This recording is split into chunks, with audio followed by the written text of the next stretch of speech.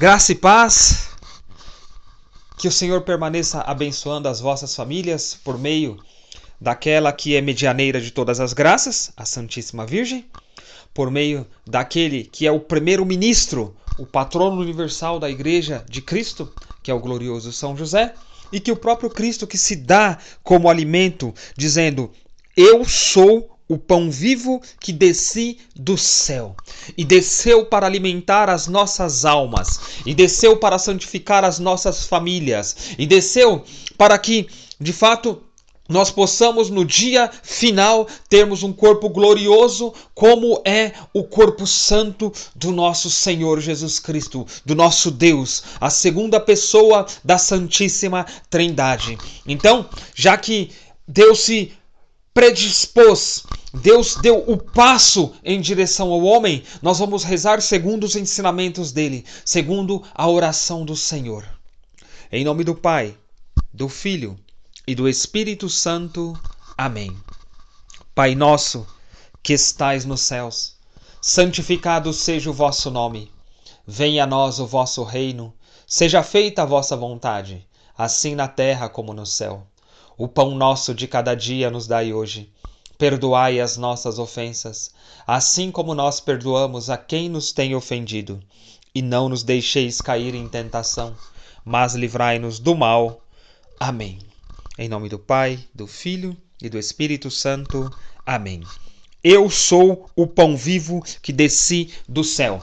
O Senhor Jesus Cristo, ele se declara como o maná. Não o maná que os nossos pais comeram lá no Antigo Testamento e depois tiveram fome novamente. Ele diz: eu sou o pão vivo descido do céu, o verdadeiro alimento, o verdadeiro fruto da árvore da vida, aquela qual Adão e Eva não puderam estender a mão para tomar desse fruto.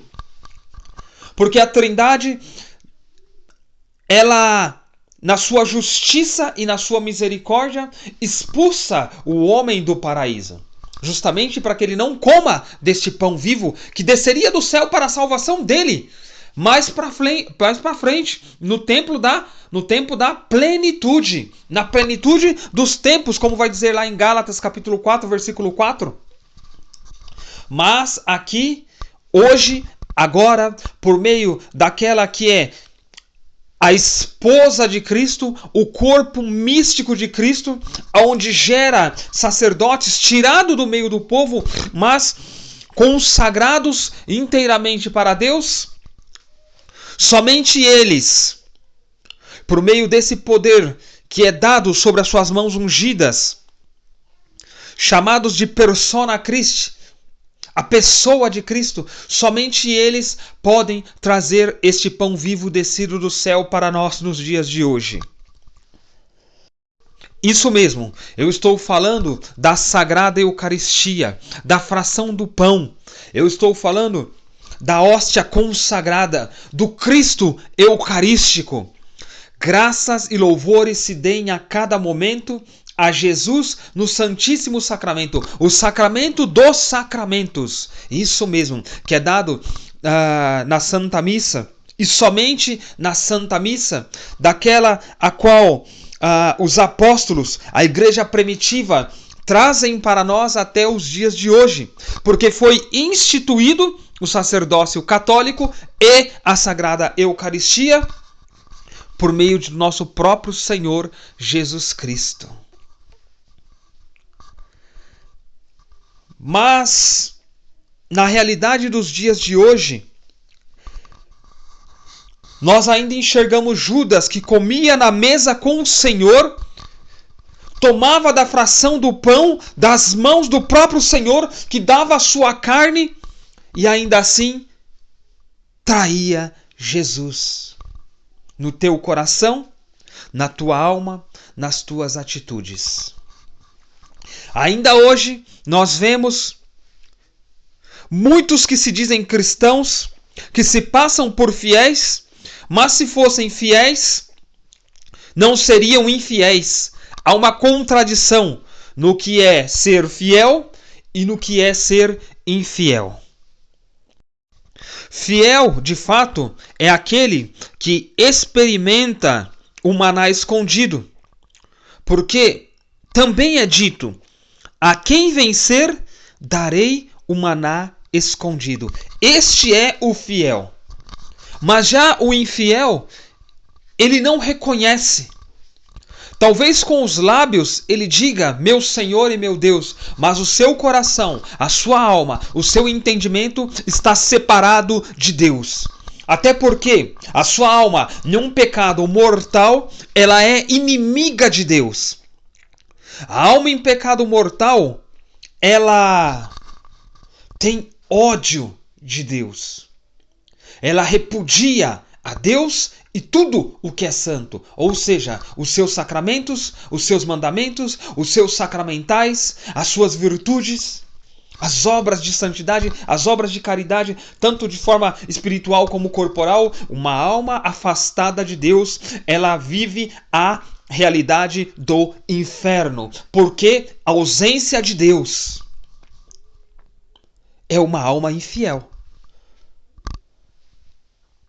Mas aqueles que se aproximam do Senhor por meio dos santíssimos sacramentos, de uma forma piedosa, de uma forma justa, com um coração contrito, arrependido, convertido para o alto, depois de se purificar ali pelos sagrados sacramentos, ele pode tomar e comer da carne de Deus, do corpo de Deus. Porque é o Senhor que diz, aquele que diz: eu sou o pão vivo que desci do céu, também diz: tomai e comei.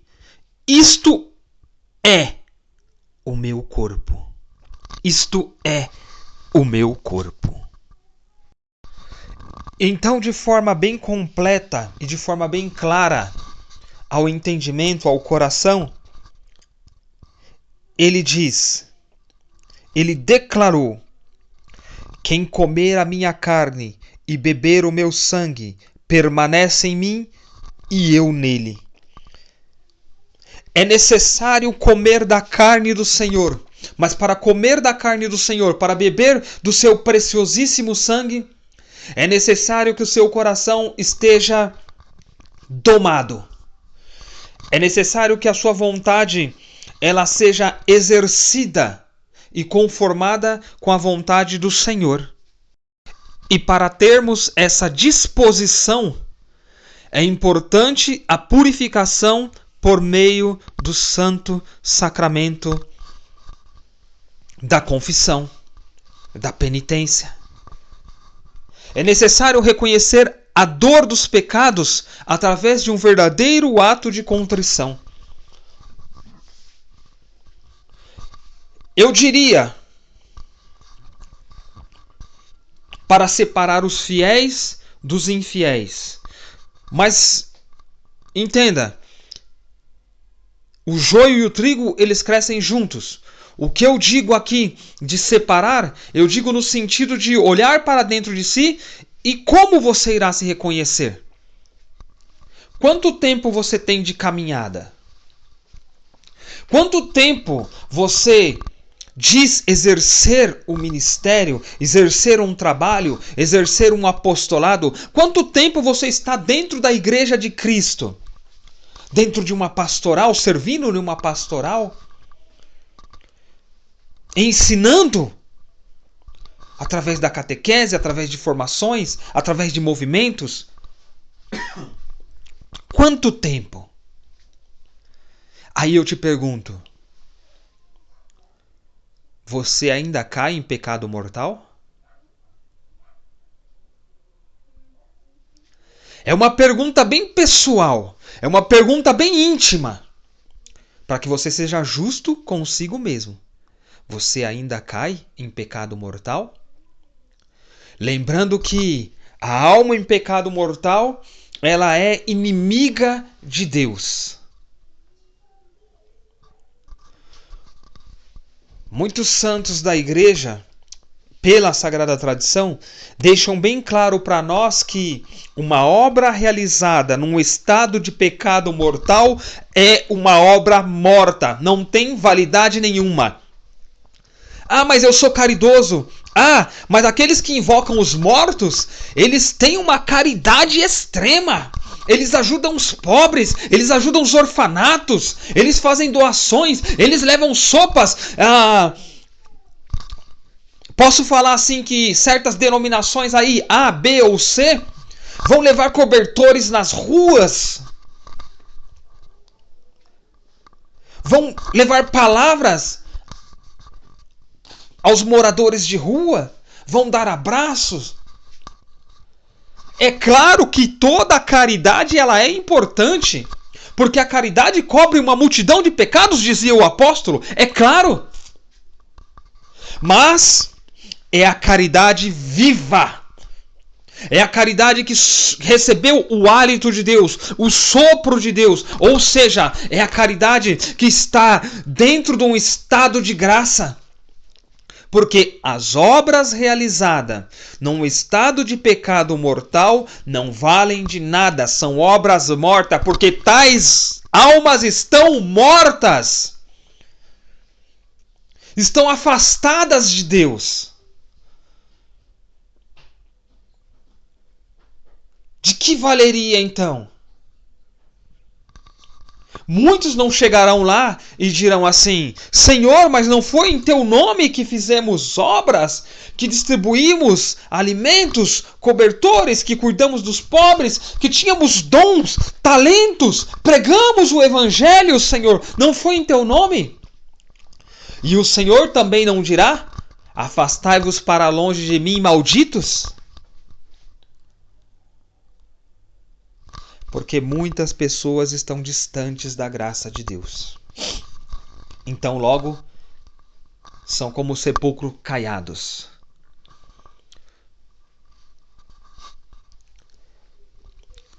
Eu convido você a meditar nos mistérios da hóstia santa. Quantos milagres eucarísticos serão necessários para despertar os teus olhos, para destapar os teus ouvidos, para tirar o nó de vossas línguas, das vossas cordas vocais, para desatar os grilhões das suas mãos e dos seus pés, para animar a sua alma com uma fé autêntica. Quantos milagres eucarísticos serão necessários para que você desperte, para que você ressuscite, para que você se levante, saia para fora do sepulcro? Quantos milagres eucarísticos serão necessários? Quantos?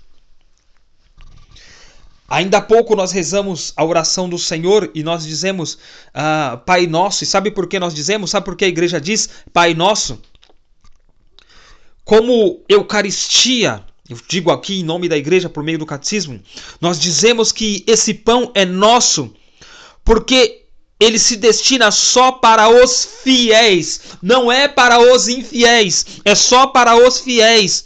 Isto é, para aqueles que unem a fé com a caridade, purificando-se das manchas de pecado pelo sacramento da penitência.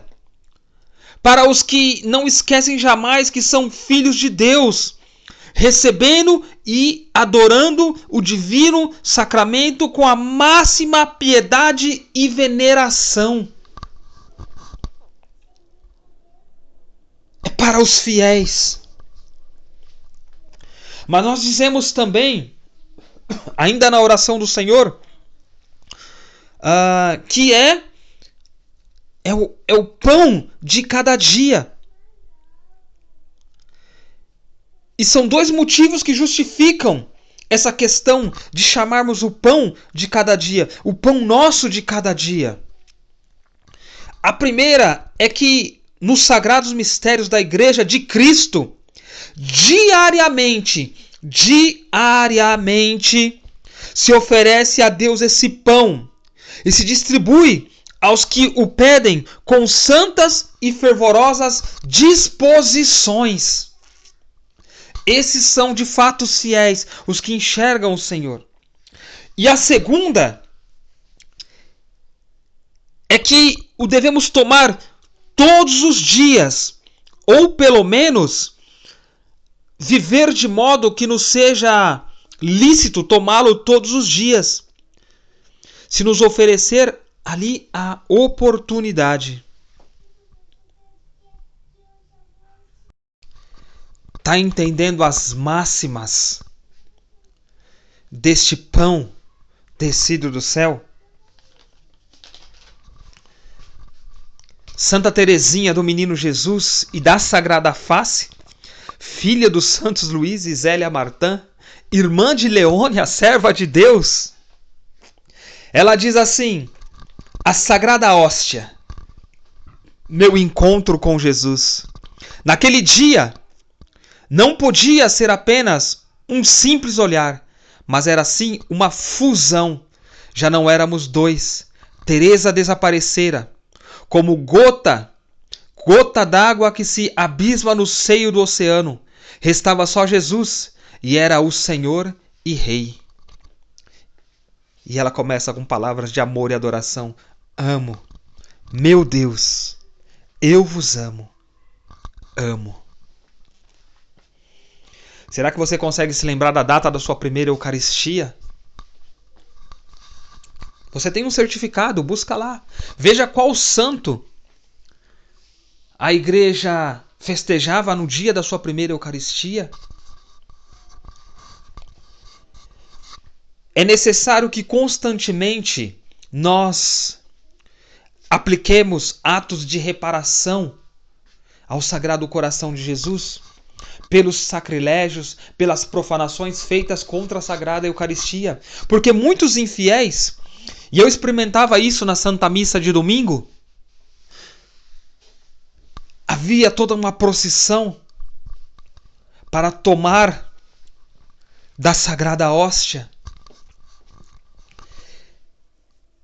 E o meu coração refletia muito sobre essa questão da infidelidade, daqueles que vão tomar a Sagrada Hóstia mascando chiclete, mastigando o chiclete, com bala na boca.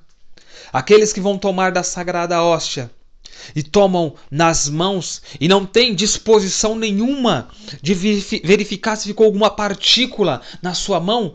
Alguns limpam a mão na roupa, na calça, batem as mãos. E ali é o corpo de Deus. Quantos sacrilégios! Quantos casais vão tomar a Sagrada Eucaristia, mas na sua vida cotidiana, o homem e a mulher vivem afastados de Deus, porque estão em pecado mortal enquanto tomam de anticoncepcionais para evitar a vida. O anticoncepcional, ele de fato, ele é anti a vida. É anticoncepção, anti-vida. O nome já diz. É anti a concepção. É um pecado mortal. Você pode estudar isso dentro do Catecismo da Igreja Católica. A doutrina católica, ela não muda. Mesmo que um infiel à doutrina católica, um lobo em pele de ovelha, tenha te dito que não tem problema, tem problema. Afasta a tua alma de Deus, porque você te deixa em pecado mortal. Quantos casais dentro da igreja, e eu posso dizer isso com propriedade, porque quando eu e minha esposa pregamos para os casais, para as famílias, em encontros de noivos, e procuram-se a gente, e falamos sobre essa realidade, eles tomam a Sagrada Eucaristia, e servos, viu?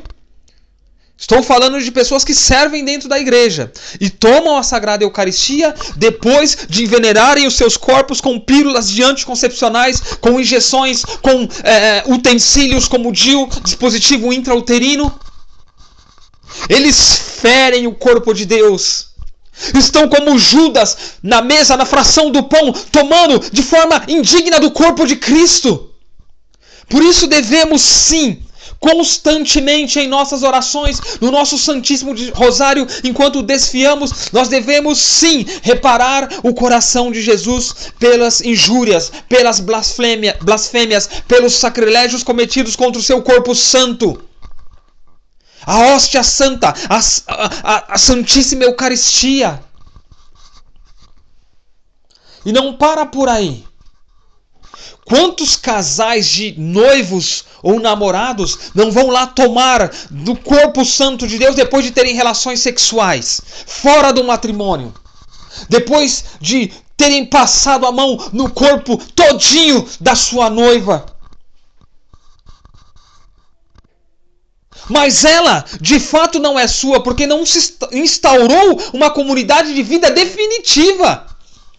E ainda assim, mesmo dentro do sacramento do matrimônio, o esposo, os cônjuges, têm que olhar para o corpo do seu cônjuge como o templo de Deus. Não coisificá-lo, não fazê-lo de um objeto de prazer. Quantos não vão lá na fração do pão, na mesa, com a mesma cara lavada de Judas?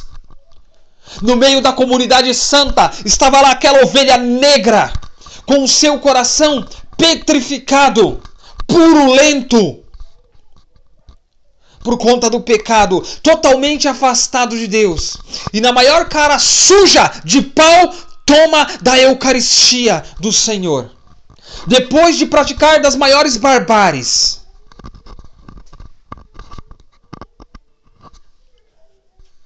É necessário desfiar o rosário, é necessário oferecer missas em reparação, é necessário visitar o Santíssimo Sacramento constantemente em reparação aos sacrilégios, às blasfêmias cometidas contra o Santíssimo Corpo de Nosso Senhor Jesus.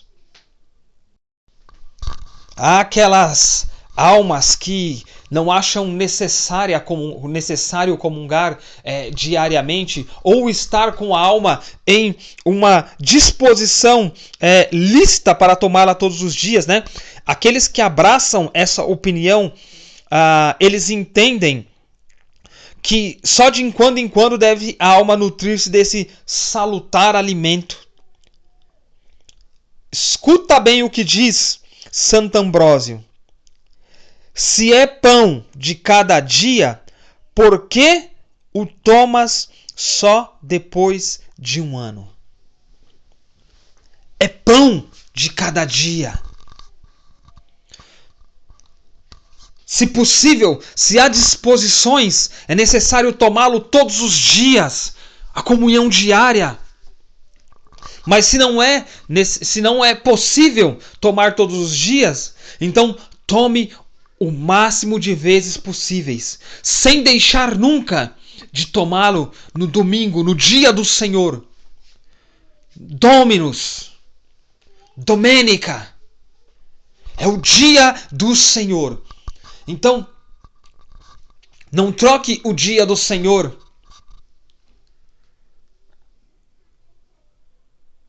pelas diversões mundanas, pelos festejos, pelas euforias, pelas traições, pelas infidelidades que o espírito do mundo te oferece. Deus é o centro.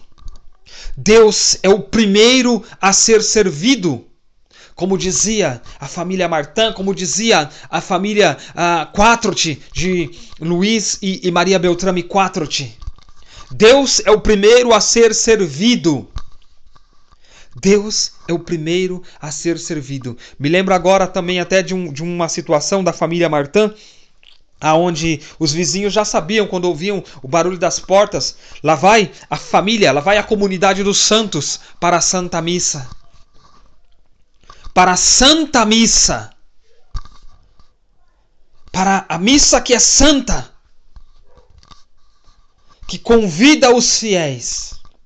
Mas se depois dessa pregação você encontrou infidelidades no teu coração, Agora é o momento de você ter aquela predisposição de procurar um bom sacerdote, com o seu coração arrependido, contrito, revelado as dores dos teus pecados, receber a absolvição, confessar os teus pecados a Deus, para que por meio do sacerdote o Senhor venha a perdoar os teus pecados e você possa se apresentar e se aproximar dignamente